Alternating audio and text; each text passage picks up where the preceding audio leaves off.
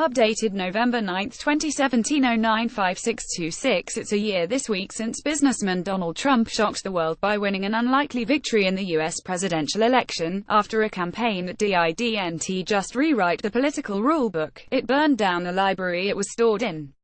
After a controversial start to his presidency, now we have seen the most significant electoral test of Mr. Trump's takeover of the Republican Party and the White House. Voters in the state of Virginia went to the polls on Tuesday to elect their next governor. The incumbent, Democrat Terry McAuliffe, was unable to run due to term limits.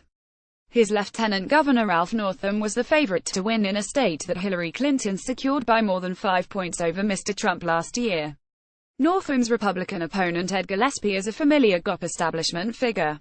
He worked in the George W. Bush administration, chaired the Republican Party, and ran a strong but ultimately unsuccessful U.S. Senate campaign in 2014.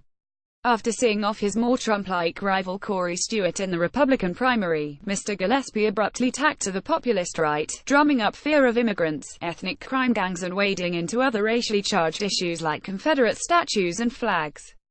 Would it prove to be a case of déjà vu for Democrats? Would they lose another election they should have won comfortably? In the end, no. But they should not be getting carried away thinking this points to a major comeback in next year's midterms and an easy reclamation of the White House in 2020. Democrats have worked it. A pre-election poll showed Mr. Northam, who had to see off his own populist primary challenger Tom Perriello from the left, was leading by an average of over 3 points. With 99% of the votes counted, Mr. Northam won by 53.9% to 45%. But given Mr. Trump has the lowest approval rating of any first-year president in the best part of a century, and congressional Republicans have failed to pass any major legislation despite majorities in both houses, this should have been a double-digit walkover rather than just a couple of points better than Mrs. Clinton's 2016 result. Mr. Northam, a centrist, resisted pressure from his party's left wing led by Senators Bernie Sanders and Elizabeth Warren to speak out more forcefully on issues like protections for undocumented immigrants. And just as they did last November, those on the left will now argue a more progressive candidate would have generated more grassroots enthusiasm and done much better.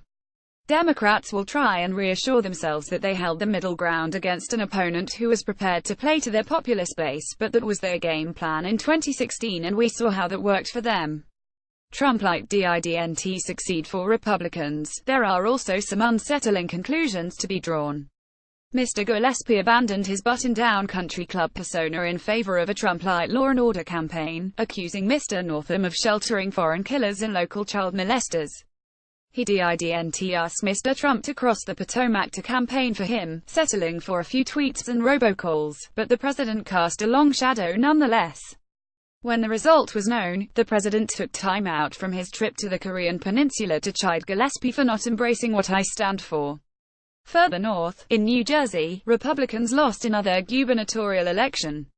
Republican Governor Chris Christie's popularity in a traditionally Democratic state has long since collapsed into scandal. Another term-limited incumbent, Mr. Christie was once the most popular Republican in the country and a frontrunner for their 2016 presidential nomination, but now represents another failed attempt at middle-ground government.